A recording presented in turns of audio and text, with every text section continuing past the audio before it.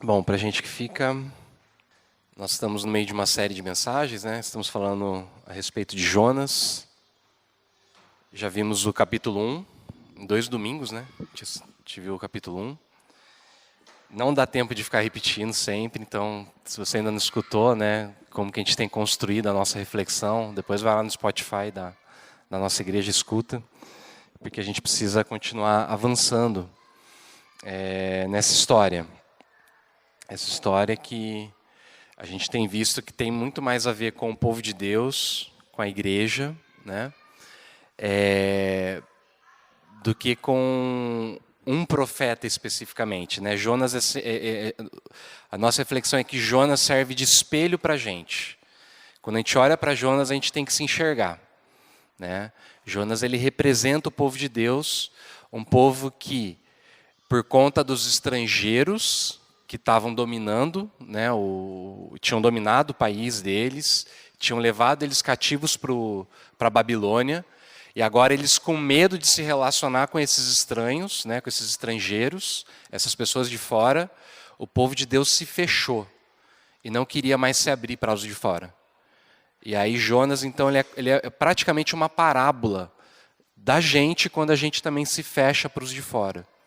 Então a gente vê que em todo momento Jonas ele funciona como um antiprofeta. Ele é um anti-herói, né? Um antiprofeta. Ele não obedece a Deus. Ele está fugindo de Deus a toda hora. E agora a gente vai ver, a gente chega no ponto assim que quase todo mundo conhece, né? Até quem não conhece a história de Jonas conhece a história, que ele foi engolido, né, pelo grande peixe. Isso inspirou muitas outras histórias, né? Até o Pinóquio, por exemplo, é praticamente uma releitura, né, dessa história do Jonas. Então a gente vai ver agora o capítulo 2, mas começa lá no finalzinho do capítulo 1, verso 17. A gente vai ler então no finalzinho do 1, 17, e todo o capítulo 2. Eu queria pedir, Fer, você pode ler para a gente? Pode ser? Então o Senhor preparou um grande peixe para que engolisse Jonas. E ele ficou 3 dias e 3 noites no ventre do peixe. Do ventre do peixe, Jonas orou ao Senhor, seu Deus, e disse: Clamei ao Senhor na minha angústia, e ele me respondeu. Do ventre de Sheol, gritei, e tu ouviste a minha voz. Pois me lançaste nas profundezas, no coração dos mares, e nas correntes das águas me cercou. Todas as tuas torrentes e ondas passaram por cima de mim. E eu disse, fui expulso da tua presença. Como poderei ver o teu santo templo novamente? As águas me cercaram até a alma, o abismo me rodeou, e as algas se enrolaram na minha cabeça. Afundei até os fundamentos dos montes, a terra me aprisionou para sempre com as tuas trancas. Mas tu fizeste subir a minha vida da sepultura, Senhor meu Deus. Eu me lembrei do Senhor quando minha vida desfalecia. A minha oração chegou a ti no teu santo templo. Os que se apegam aos ídolos inúteis afastam de si a misericórdia. Mas eu te oferecerei sacrifício com a voz de ação de graça. Pagarei o meu voto. A salvação pertence ao Senhor. O Senhor deu ordens ao peixe, e este vomitou Jonas na terra. Esta é a palavra de Deus. Então hoje a gente vai ver o seguinte, a gente vai pensar na oração de um homem morto, nosso primeiro ponto, depois o túmulo transformado em ventre e por fim o poder da ressurreição. A oração de um homem morto, o túmulo transformado em ventre e o poder da ressurreição. Então, em primeiro lugar, a oração de um homem morto. A oração de Jonas só faz sentido quando a gente entende a cosmovisão da antiguidade. O que é a cosmovisão? A forma que eles enxergavam o mundo. Eu pus até um desenho aí na tua liturgia para você acompanhar e entender. O pessoal da Terra plana vai se identificar bem. Então é assim, eles acreditavam que o mundo era uma abóboda, né? Como, sabe aqueles globos de neve que a gente vê em filme de Natal dos Estados Unidos, né? Era isso, era uma abóboda.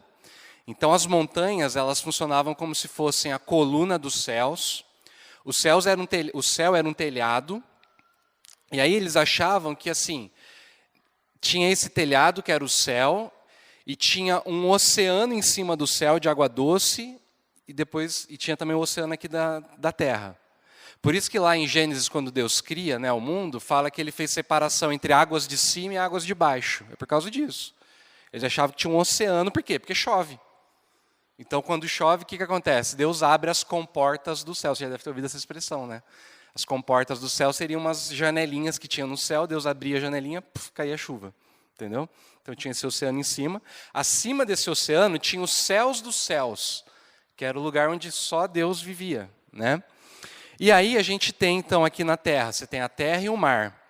O mar, ele servia para colocar limites, né? Ele separava a terra do mar. E ele acabava separando os povos também.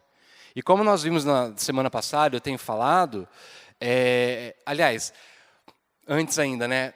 Esse negócio do mar servir para colocar limites me lembra muito aquele filme antigo, Show de Truman. Vocês lembram desse filme, Show de Truman? Que é um cara que ele está num reality show, né, num Big Brother, e aí ele vive numa ilhazinha que na verdade é um grande estúdio, né? Então, assim, desde pequenininho eles condicionam ele a ter medo do mar para ele não se arriscar. Então, o mar coloca limite para ele não fugir, né, tipo, da cidade. Então, é mais ou menos isso, né? O mar é o limite. Só que o mar também é o lugar do caos. É o lugar onde você não tem controle. O mar é uma grande força poderosa. A gente viu isso semana passada, né? Quando tem a tempestade no mar, lembra para a gente lá as águas, né? Antes da criação. Quando a Terra era sem forma e vazia, é como se ela fosse um grande oceano caótico. Né? E nesse oceano caótico tinha um animal, o Leviatã, que eles acreditavam, né, na antiguidade, que ele era como se fosse um guarda, que ele guardava a entrada do Sheol, que é o mundo dos mortos. Então, o mundo dos mortos, né, o Sheol, ele ficava no fundo do oceano abissal e também embaixo da terra. Ele tinha dois acessos, né? Ou você entrava pelo mar, ou você entrava tipo, pela terra mesmo, né, em algumas cavernas, alguma coisa assim. Mas, na verdade, é a Sheol, não é o Sheol, é a Sheol. Descobri essa semana, que na verdade é um substantivo feminino, né, Sheol. É a terra das sombras. Eles achavam que as pessoas, né, quando a gente morria, a gente virava uma espécie de sombra. E aí a gente ficava preso ao lugar que a gente estava enterrado. Né? Então, Sheol, na Bíblia, é traduzido como abismo, sepultura, cova, profundezas. Né? Era o destino dos mortos. Tá bom? A Sheol representava um lugar físico para o hebreu, que ficava embaixo da terra ou no fundo do oceano abissal. Por isso que vários salmos falam do Sheol e das ondas, quase como se uma coisa fosse complemento da outra, quase como se fossem sinônimos. Sheol e ondas. Quer ver? Por exemplo, o Salmo 18, 4 e 5 fala assim: estive cercado de perigos de morte, e ondas de destruição rolaram sobre mim. As cordas do Sheol me envolveram, os laços de morte me alcançaram. Salmo 88, verso 6. Tu me atiraste no mundo dos mortos, lá no fundo da escuridão. A tua ira pesa sobre mim e as tuas ondas me esmagam. Então, quando você vai para o Sheol, você está automaticamente nesse lugar. A oração de Jonas não é diferente desses salmos. Certo? Então, vamos ver. Olha aí para a oração do Jonas, verso 2 e 3. Clamei ao Senhor na minha angústia, e Ele me respondeu. Do ventre do Sheol gritei, e tu ouviste a minha voz. Pois me lançaste nas profundezas, no coração dos mares, e as correntes de água me cercou. Todas as tuas torrentes e ondas passaram por sobre mim. Está percebendo? Sheol e ondas. Está tudo junto. Versos 5 e 6, ele vai repetir a mesma coisa. Ele fala das águas, ele fala do abismo, e aí ele fala que ele desceu até a terra, que o aprisionou para sempre com as suas trancas. O que é isso? É o Sheol. É o lugar que é onde ninguém volta. Está fechado lá, você não consegue voltar. Ou seja, a gente pode dizer que a oração de Jonas é um salmo. Essa oração que a gente está lendo é um salmo. E esse salmo é a oração de um homem que se vê debaixo do poder da morte. Eu já falei algumas vezes, do Sheol, do poder da morte. É como o Salmo 116, verso 3, que fala assim: as cordas da morte me envolveram, as angústias do Sheol vieram sobre mim, aflições e tristezas me dominaram. Outras traduções vão traduzir Sheol como angústias do inferno me cercaram, me envolveram. Ou seja, ele está sob o poder da morte porque ele está afastado de Deus. A ideia é essa. Quando você está debaixo do poder da morte, você está afastado de Deus. É quase como se Jonas, lembra? Ele está fugindo de Deus, né? De repente ele conseguiu aquilo que ele queria. Esses dias eu estava atendendo uma pessoa, E eu falei isso para ela. Eu falei assim: olha, a pior coisa que Deus poderia fazer agora para você é dar aquilo que você quer. Porque às vezes é exatamente isso, a gente não consegue enxergar, a gente não consegue perceber que a gente deseja uma coisa que no final vai ser para a nossa própria destruição. E aí no verso 4, então ele fala, eu fui expulso da tua presença. Verso 4. Jonas se sentia desconectado da fonte de vida. É como se ele fosse um aparelho eletrônico que foi desplugado da tomada. E aí ele percebe que agora está tudo acabado. Né? Os dias dele estão contados. Mas aqui tem mais um detalhe. Por que será que ele fala do templo? Né? O verso 4, ele fala assim, ó, eu disse, fui expulso da tua presença. Como poderei ver o teu santo templo novamente? Por que no meio disso tudo Jonas lembra do templo? Ele fala do templo. Sabe por quê? É porque para o hebreu, estar vivo é você se relacionar com Deus. Deus é a fonte de vida. Deus é a origem de toda a vida. Dele procede a vida. E o lugar onde Deus habita, para o hebreu, é o templo. No templo está o trono da graça. Então você está desconectado do templo, é o que implica você estar debaixo do poder da morte. Se você não pode mais cultuar a Deus, se você não pode mais louvar a Deus no templo, você está debaixo do poder da morte. E aí, mais uma vez, lembra os Salmos, né? O Salmo 6, 4 e 5 fala assim, ó, vem salvar a minha vida, ó Senhor Deus, por causa do teu amor, livra-me da morte, pois no mundo dos mortos não és lembrado, e lá não há ninguém, e lá ninguém pode te louvar. Eu quero citar um teólogo que ajuda a gente a entender, é um especialista em Antigo Testamento, Von Rad, está aí no teu boletim se você quiser acompanhar. Ele fala assim, ó, na verdade, o poder de Javé não cessava na fronteira do mundo da morte. A gente lê um salmo, né, no começo que fala isso, se eu fizer minha cama entre os mortos, lá estás também, não tem como fugir de ti. Mas os mortos estavam fora do culto e da esfera vital. Nisso é que efetivamente consistia o fato de estarem mortos. Na morte não há proclamação da palavra de Deus e nem louvor. E é nesse estar fora, nesse estar excluído, que para o israelita reside em si a amargura da morte. Do ponto de vista do mundo dos vivos, cujo centro e fonte da vida era o culto, os mortos se achavam numa situação de extrema e irremediável impureza. A situação os punha além de todos os valores da vida. A sua situação os punha além de todos os valores da vida. Ou seja, não é que Deus não tivesse acesso ao Sheol. Eles achavam que Deus poderia estar lá. Mas no Sheol não tinha culto comunitário. E aí, se não tem culto comunitário, a gente não está diante de Deus. Então a gente está morto. É nessa impossibilidade de cultuar a Deus, que é a fonte da vida, que consiste o estar morto. Por isso que o poder da morte está em tudo aquilo que limita a vida. Igual eu falei para vocês. Você pode estar vivo e estar debaixo do poder da morte. Por exemplo, quando você está, principalmente na antiguidade, né, quando eles estavam numa situação de escravidão, lembra quando eles vão lá para a Babilônia? Eles eram escravos. Eles estavam afastados do templo, eles estavam debaixo do poder da morte. Né? Eles estavam, se a pessoa vai para a prisão, por exemplo, você fica endividado e vai para a prisão, não pode mais cultuar, você está debaixo do poder da morte. Então, endividamento, uma crise no trabalho. Detalhe, na antiguidade, cultuar é o quê? É levar um animal para ser sacrificado. Se eu entrei numa dívida, perdi minha fazenda, perdi meus animais, não tenho mais nada para oferecer para Deus, entendeu? Como é que eu vou cultuar Ele? Então, a enfermidade ou uma deficiência física, né, que te limitava de ir para o templo, era estar debaixo do poder da morte. Se você entrava num luto, numa depressão muito forte, num desânimo muito forte, que você não tinha coragem de sair da cama, você estava debaixo do poder da morte. Para Jonas, isso parecia ser o fim de tudo. Desde o começo da história, lembra que eu falei para vocês, ele vem numa decrescente, né?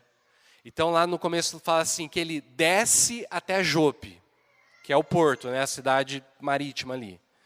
Aí ele pega o navio, no navio ele desce até o porão do navio.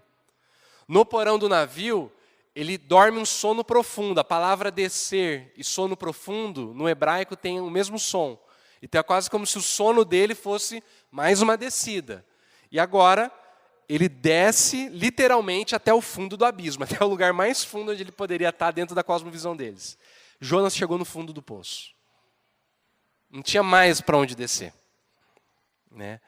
Verso 6, desci até o fundamento dos montes, desci até a terra cujos ferrolhos se fecharam atrás de mim para sempre. Ele literalmente chegou no fundo do poço. E o que é que ele encontra nesse lugar? Esse é o nosso segundo ponto. O túmulo transformado em ventre. Tem um detalhe muito interessante nessa história. No texto em hebraico, o capítulo 1, verso 17, né, no comecinho, fala que Deus enviou um grande peixe. No capítulo 2, verso 1, fala que Jonas ora do ventre da peixa, fêmea.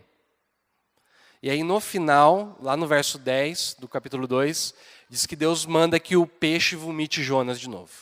Então peixe é masculino no começo, feminino no meio e masculino de novo no final. É um peixe transgênero, né? Bom, poderia ser um simples erro, né, de escrita. Pode ser que sim. Mas é interessante que quando a gente olha para a história da interpretação, os rabinos antigos já começam a dar um significado para isso. Então, para alguns deles, o ventre, né, do peixe representava a sinagoga onde eles se reuniam, né? Mas eu acho que o ventre do peixe, na verdade, aponta para outra coisa. Sabe por quê? Porque quando Jonas fala com Deus lá no final da história, no capítulo 4, verso 2, Jonas fala assim, ó Senhor Deus, eu não disse isso antes de deixar a minha terra, que era isso mesmo que ias fazer? Foi por isso que fiz tudo para fugir para a Espanha, para Tarsis. Eu sabia que és Deus que tem compaixão e misericórdia. Eu sabia que você é um Deus que tem compaixão e misericórdia. Ou seja, a razão de Jonas fugir de ir para Nínive não é porque ele tinha medo de chegar em Nínive e pregar e morrer. Não é isso. Ele não tinha medo de ser mal sucedido. Sabe qual que é o medo dele? O medo dele é ser bem sucedido. E pregar, e os caras se converterem, os caras se arrependerem, como de fato aconteceu. Por quê? Porque ele sabia que Deus era um Deus cheio de misericórdia. Aqui a gente está chegando no coração da história. A palavra misericórdia, né, no hebraico, ela tem a mesma raiz que útero. Vem da mesma origem, útero. Ou seja, o amor de Deus é semelhante ao amor materno. Quando Deus fala toda vez que no Antigo Testamento fala misericórdia, está falando de entranhas, está falando de útero. A gente lê lá em Jeremias 31, 20, falando assim, portanto, minhas entranhas se comovem por ele, falando do povo de Israel. Eu certamente terei misericórdia dele, diz o Senhor. Então, se o ventre da peixa aponta para o útero divino como símbolo da misericórdia, isso tem dois significados para a gente. Em primeiro lugar, o que parecia ser a morte para Jonas, na verdade foi a sua salvação. O ventre do peixe parecia ser o fim de tudo. Ele estava preso, sem perspectiva, tudo à volta dele era morte. Jonas se sentia como um cadáver preso dentro do túmulo. Mas o que ele não sabia é que exatamente nesse lugar de morte que a vida dele seria preservada. Então esse é o primeiro significado. Aquilo que a gente às vezes acha que é morte, pode ser que na verdade seja a misericórdia de Deus salvando a gente. E em segundo lugar, o ventre da peixe aponta para a gestação de algo novo. É como se uma nova vida estivesse sendo em gestação. Como se um novo Jonas estivesse sendo gerado. Jonas está no útero, prenhe de novos começos. E desse útero ele deve sair para viver uma nova vida. Quantas vezes, presta atenção nisso. Uma situação que para você parecia ser o fim da tua vida, quando você olha em retrospectiva, você percebe que aquilo que parecia ser o seu túmulo, na verdade era o útero de Deus cercando você de misericórdia. Quantas vezes aquilo que parecia ser morte mostrou ser o começo de uma nova vida, de um recomeço. Por isso que Jesus vai falar lá em João 12, né, verso 24 e 26. Eu afirmo a vocês que isso é verdade, se um grão de trigo não for jogado na terra e não morrer, ele continuará a ser apenas um grão, mas se morrer dará muito trigo. Quem ama a sua vida não terá a vida verdadeira, mas quem não se apega à sua vida neste mundo, ganhará para sempre a vida verdadeira. Para alguns de vocês aqui, o túmulo transformado em ventre pode ser um divórcio, pode ser a viuvez, pode ser uma separação, que você achou que era o fim de tudo. Mas a hora que você olha para trás, você vai falar, caramba, é o recomeço. Para alguns de vocês, talvez um filho que vai embora, né? Um filho que vai morar fora, um filho que vai fazer faculdade. E parece uma morte na hora. E aí você olha e fala assim, poxa, é o começo de algo novo.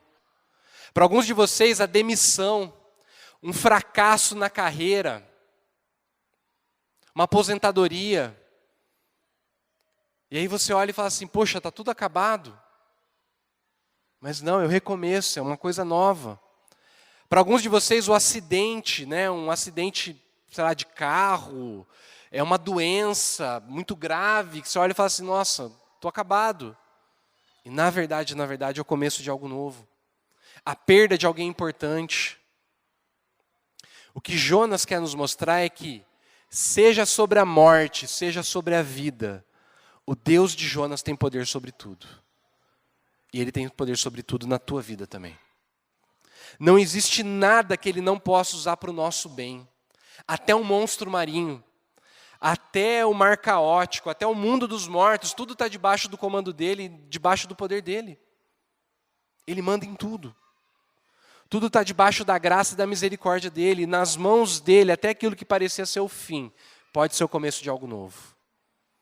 Sabe por quê? Porque o nosso Deus é o Deus de recomeços. Ele é o Deus da ressurreição. E isso leva a gente ao terceiro e último ponto, o poder da ressurreição. A pergunta que a gente tem que fazer é o seguinte: o que é que faz Jonas experimentar o poder da ressurreição? E sabe qual é a resposta? A oração que conecta ele ao templo. Vamos olhar para o verso 7? Eu me lembrei do Senhor quando minha vida desfalecia, e a minha oração chegou até ti no teu santo templo. Os que se apegam aos ídolos inúteis afastam de si a misericórdia, mas eu te oferei sacrifício com voz de ação de graça, pagarei o meu voto. A salvação pertence ao Senhor. Eu estava ouvindo o Tim Keller, né, falar sobre esse texto. Ele disse que um professor dele do seminário disse que esse versículo resume a Bíblia inteira. A salvação pertence ao Senhor. Esse é o resumo da Bíblia, em uma frase. A salvação pertence ao Senhor. E quando Jonas entende isso, o peixe cospe ele. Por quê? Porque o templo era o lugar de sacrifício. Sabe o que acontecia no templo? Todos os dias, de manhã e de tarde, um animal era oferecido em sacrifício, para que o povo tivesse seus pecados perdoados. Era uma oferta substitutiva, era uma oferta vicária. A palavra vicária que a gente usa quer dizer no lugar de. O animal morria para que as pessoas fossem perdoadas, para que elas não morressem. Eu já falei isso na semana passada. Quando Jonas é lançado no mar para morrer no lugar dos marinheiros, ele aponta para Jesus, que é o verdadeiro Jonas. Jesus que morreu no nosso lugar, ele foi lançado no mar da ira divina, no nosso lugar, para que nós fôssemos salvos. E o próprio Cristo fala que Jonas era um sinal que apontava para ele. Lembra quando ele fala assim, olha, assim como Jonas ficou 3 dias e 3 noites no ventre do peixe, o Filho do Homem vai ficar 3 dias no ventre da terra e por fim vai ressuscitar. Mas sabe de uma coisa? Jesus não é só Jonas. Jesus é o próprio templo e tudo que acontecia no templo. Foi quando Jonas lembrou do templo que ele foi salvo, mas Jesus também falou assim, destruam esse templo e daqui 3 dias eu vou erguer ele de novo. E aí fala que eles não entenderam o que ele quis dizer. Só quando ele ressuscitou que eles entenderam que ele estava falando do quê? Do próprio corpo dele. É isso. Ressurreição.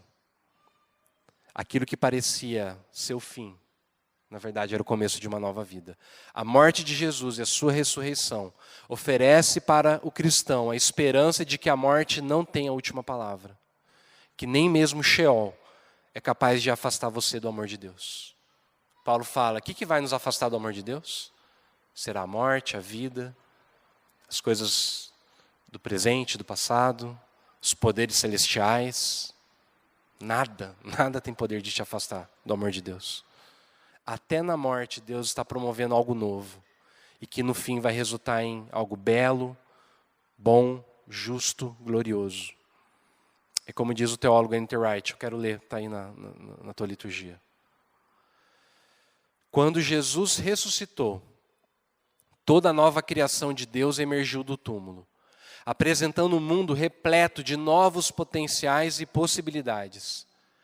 Parte dessa nova possibilidade é que os seres humanos poderão reviver e ser renovados. Assim, não somos meros espectadores, passivos e desamparados da ressurreição de Jesus. Devemos nos colocar de pé, retomar o fôlego e assumir o compromisso de fazer surgir a nova criação. Quando Jesus levantou do túmulo, justiça, espiritualidade, relacionamento e beleza ergueram-se junto com ele.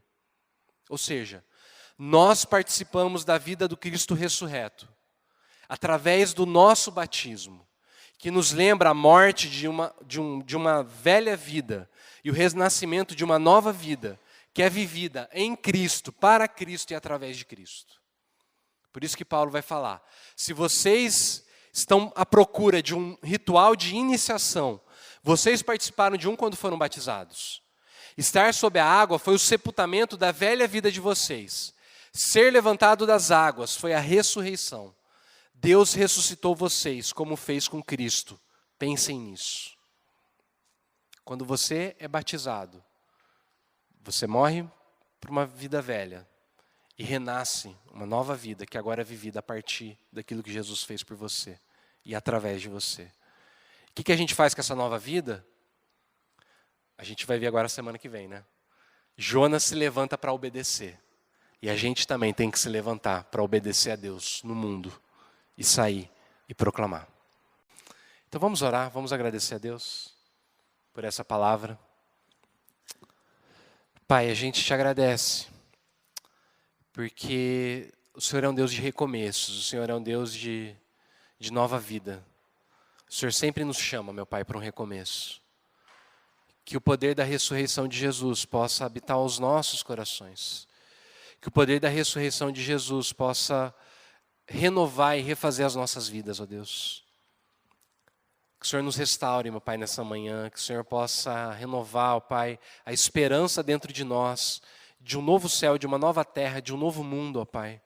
Um mundo de justiça, um mundo de beleza, um mundo onde não existe tanta pobreza, meu Pai. Um mundo onde existe igualdade, ó Deus, onde as pessoas são abençoadas.